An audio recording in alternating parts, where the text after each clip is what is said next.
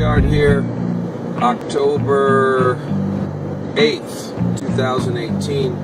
I'm just left Nashville, going to Memphis on a blues highway tour. It's one of those things that at this stage in my career and life, I needed to go back to the South and play the regions of the country that created the music that was closest to my heart, which is the blues and soul music. And I got to mention Al Green and B.B. King, you know, and of course Muddy Waters and all the guys that came out of the Delta, guys and gals that came out of the Delta. And it was just important to me. I mean, it wasn't as bad as Richard Dreyfuss and Close Encounters having to get to the mountain, but you know, my kid's in college now, and I just needed to get out of LA, and I love my hometown of Los Angeles, but I wanted to get to my second home, so to speak, my musical home, and put my hands in the soil. So we'll see what happens. Just had a blast in Nashville, playing with Kenny Olson and George, who plays with me at the Red Door in LA, and was greeted with great warmth in Nashville. And we'll see what happens. I'll keep you posted. All right. Traveling down Highway 61. I'm in Mississippi. Left Memphis on my way to Clarksdale. And Memphis was gracious. Also, I hung out mainly on Beale Street. Hung out mainly at B.B. King's Club. Was able to sit in. Things that stuck out was the clean Memphis was, the great pride everybody took in their town, their heritage.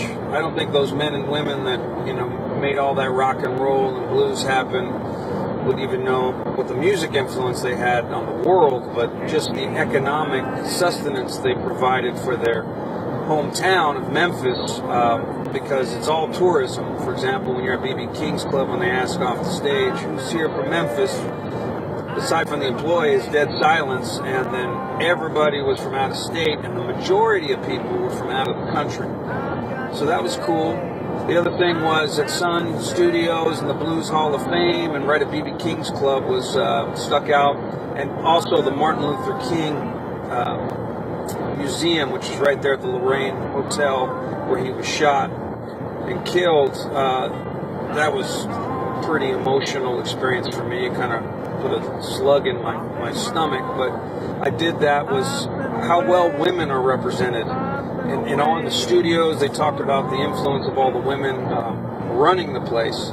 And then at the museum, you saw how many women from the 1850s, predominantly black women, were part of the civil rights movement, and how outspoken they were and educated they were. And the thing that was embarrassing for me is, you know, I'm a pretty liberal person from Los Angeles, and I don't know a lot of these women as household names, and frankly, I don't really know that a lot of women know their names. So I just think that's something to think about for people, young people, especially young women growing up, just to take pride in, not pride, but get educated around the ladies, the men and women before you that help fight for some of the things that are of value to you.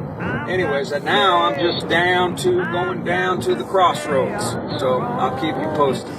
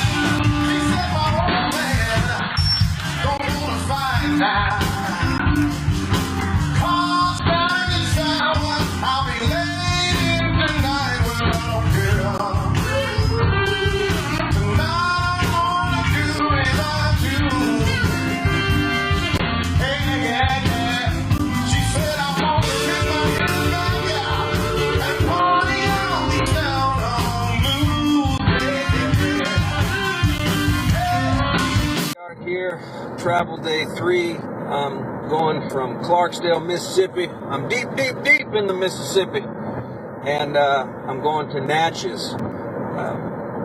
Had a great time playing Ground Zero Blues Club. Did a set there, primarily again to foreigners that were there, and I got great acceptance from the staff, which were all the locals. So I took that did well for my heart.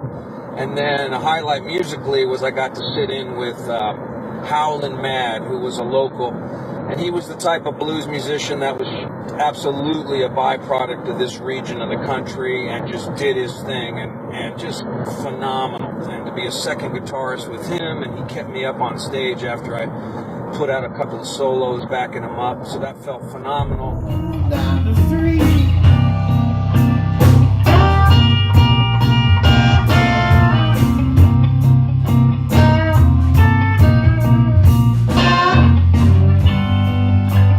It made me feel so good. It made my heart, y'all, skip a beat.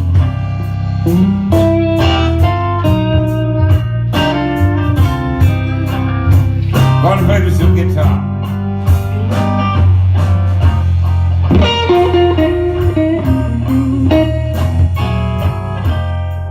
I will say a lot of the blues musicians that I'm seeing here are more than qualified, but a lot of them are having to kind of take a snapshot of a time that's passed in the blues and feed the tourism that's calling for it. So it's kind of bittersweet, where you can see the economy in Clarksdale is, wouldn't say booming, but is pretty solid due to the blues and the history and the museums there. So that was, again, great.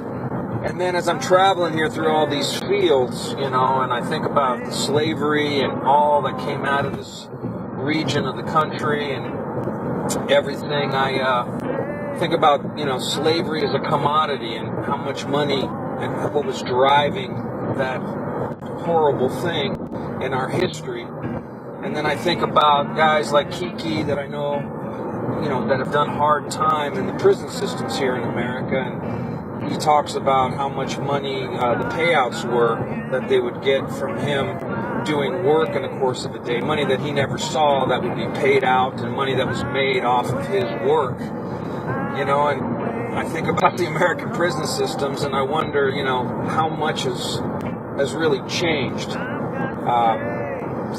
I'm going on 40 years of playing music now, and so I took great pride in, you know, who I am as a musician, a guy that's from Inglewood, got moved out of his neighborhood because of the color of his skin, and was shipped off to Orange County, where I used to play in the punk bands, and the first song I ever learned was Train Kept A-Rollin' in the blues rock band, so I was always just playing whatever. So I take pride in being an LA musician, to being an adaptable guy, and also to have studied the pentatonic language from West Africa that was played there in jubilation, and then played here in America in persecution and oppression, and the edge that comes from that, and being accepted by the locals here, the local players, they feel something off the way I play. I just can't tell you how good that makes me feel as a player. And, you know, on the flip side, where else can you see a Spanish-Irish guy driving a Toyota down Highway 61 playing blues gigs? God bless America. I'll keep you posted. We are here. It's Sunday morning. I forgot my prayer. Sunday, October 14th, and I'm on my last leg of Highway 61 here. I've left Mississippi. I'm going deep into Louisiana, and I'm heading to Baton Rouge. The musicians and the proprietors of the Underhill Saloon raised the bar of hospitality for me as a musician unlike I've ever experienced. It was important to them that I had a good experience there, and how could you not play well? So I made some friends there. It was a good time. I played that section. Under the hill means it's below the town, and that was back in the day, 100 years ago, where all the debauchery and all the unruliness happened, and you could gauge an evening by how many bodies were out floating on the Mississippi that the gators didn't get. You laugh, I'm not making that up. That was told to me by the retired sheriff of the town as we had a beer together. So, you know.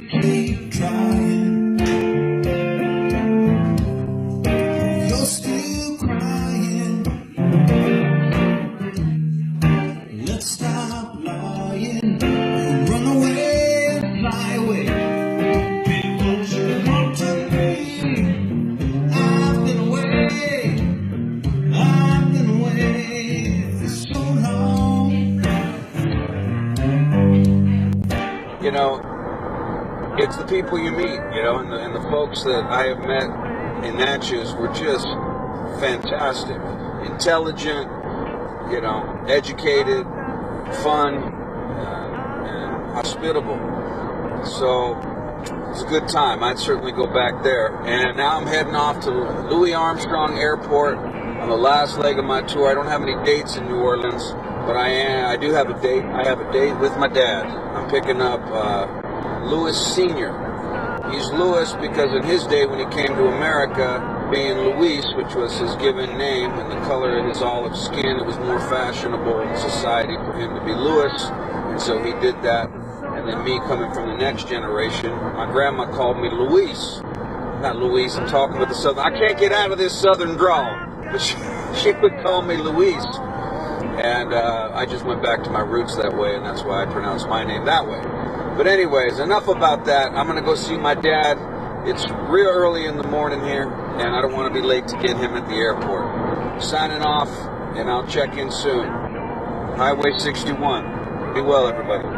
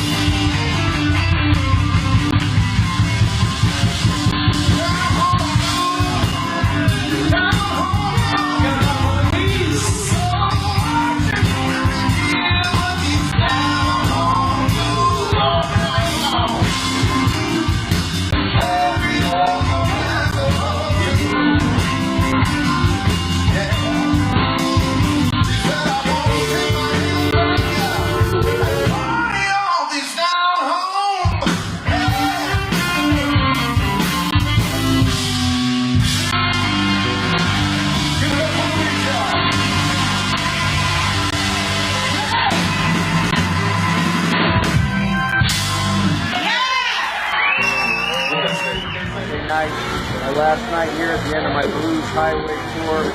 It's pouring rain, so I gotta either wait it out or just get myself soaked to get back to the inn on the St. Peter.